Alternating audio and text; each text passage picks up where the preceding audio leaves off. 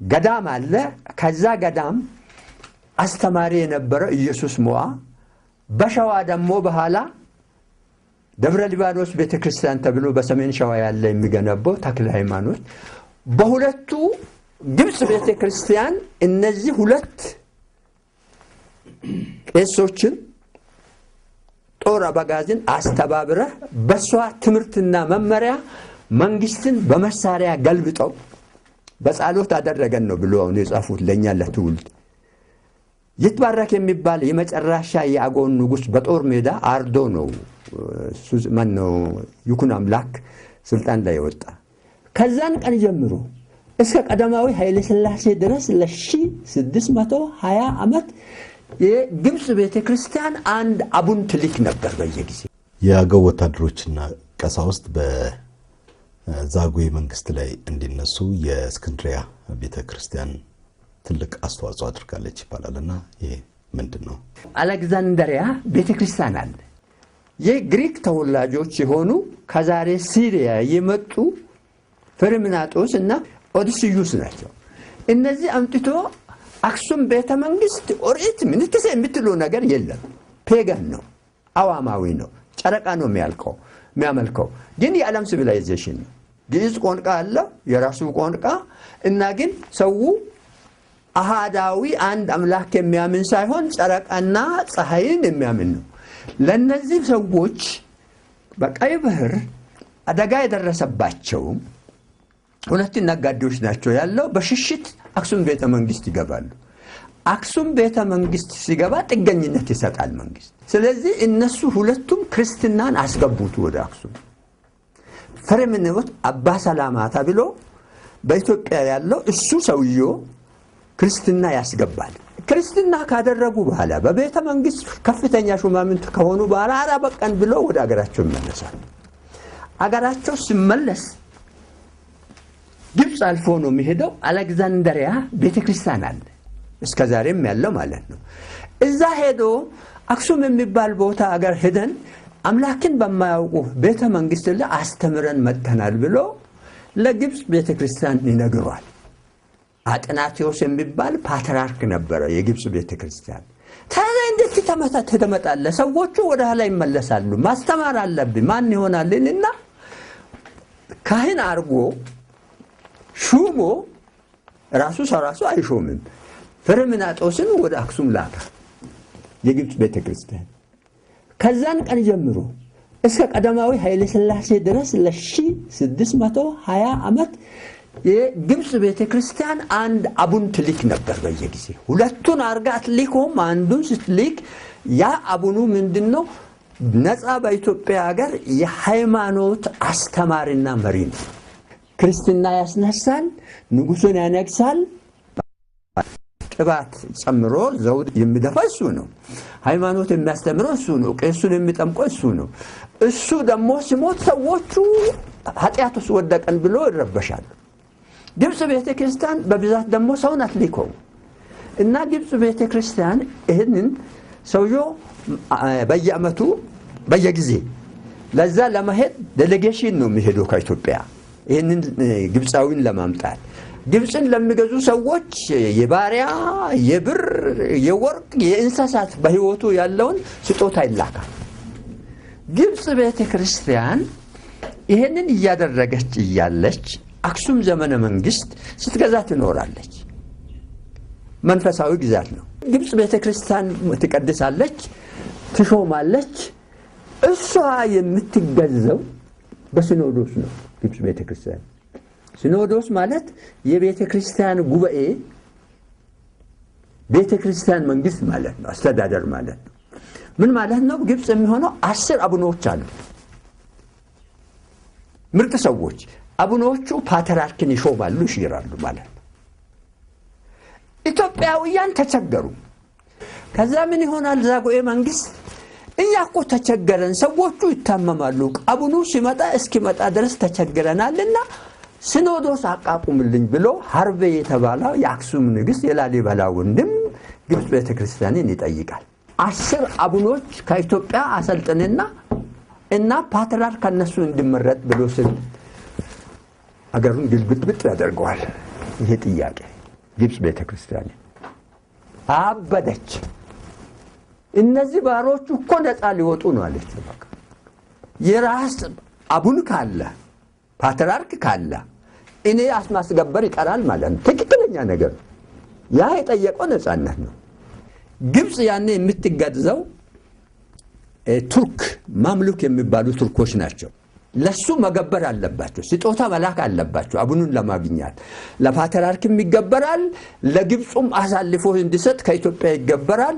በኋላ የኢትዮጵያ ንጉስ ወደ እንትና ባክህ ትብብር አድርግልኝ ለኛ እንዲሆን ሲል የግብጽ ፓትርያርኩን ስጥ የአበሻ ይፈለጉትን እነሱ እንዲያደርጉ ብሎ ሲል አላደርግም አላቸው።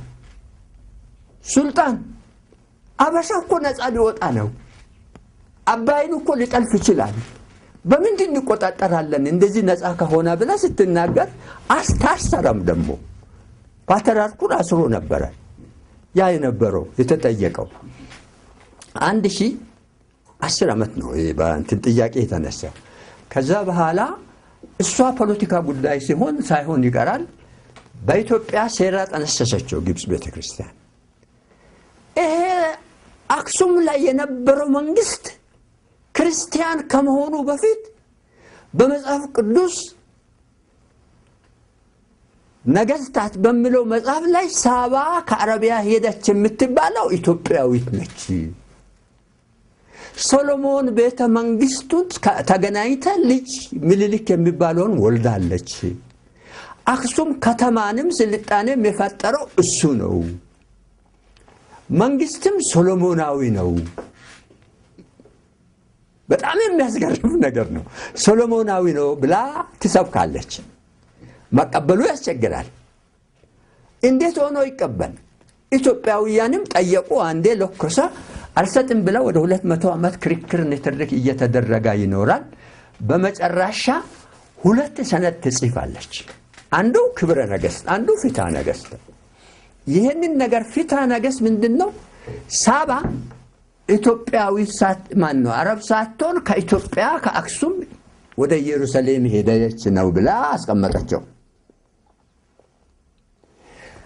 ጻንሳ አሁን የሚነገረው ክብረ ነገስት የሚለው ከዛ ተወለደ የሚለው ያ ሰነድ የግብጽ ነው። ስለ ኢትዮጵያ አንድም ነገር የሚጠቅሰው ነገር የለውም። ህዝቡንም ተረቱን እዛ የአረቦችን ታሪክ፣ የግሪኮችን ታሪክ፣ የይሁዶችን ታሪክ ቀምሞ እንደዚህ አድርጎ በኮፕቲክ ቋንቋ ጽፈው ያንን ሰነድ ወደ ኢትዮጵያ ሲያስገቡ ኢትዮጵያ ውስጥ ተቀባይነት አድርጎ አጥቶ ወደ 2 ዓመት አካባቢ ይደርሳል።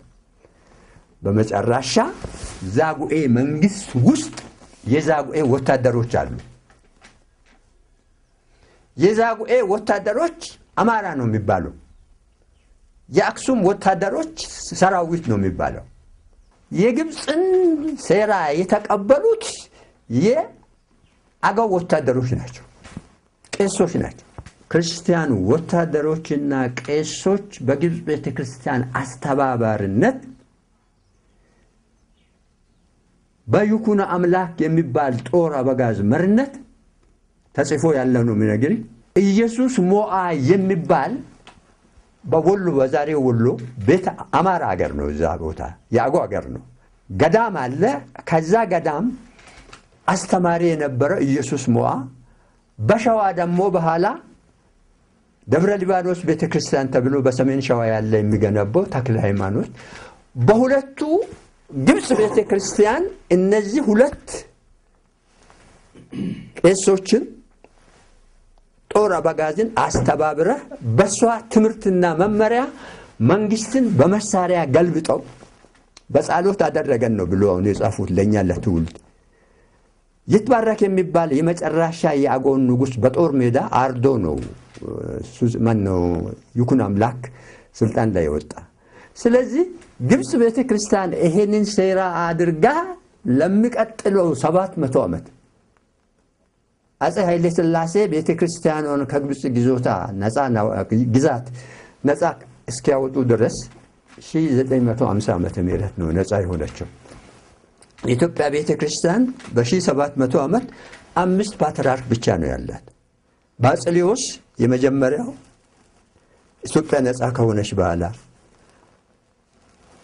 ቴዎፍሎስ ሁለተኛ፣ ተክለ ሃይማኖት ሶስተኛ፣ መቃርዮስ ሶስተኛ፣ አራተኛ፣